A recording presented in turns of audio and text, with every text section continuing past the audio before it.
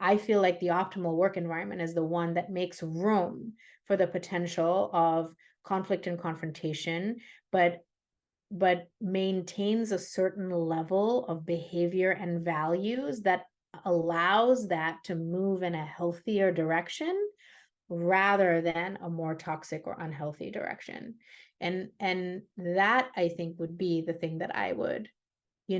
come back to in this, and just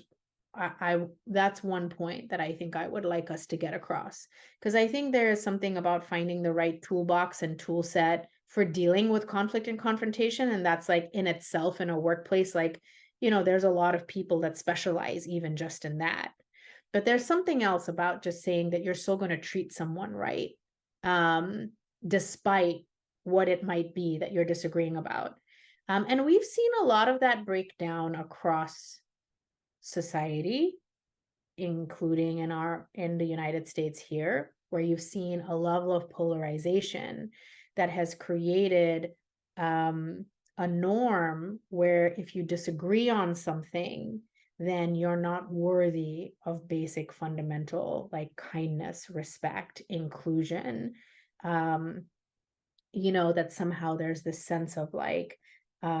you're on a different team than me, or we're not on the same team together if there's that difference. And I think that you have to be really, really careful about allowing those kinds of dynamics to end up being in your workplace, because ultimately, even if you're a mission-driven organization, chances are if you want to attract the best talent to do the work,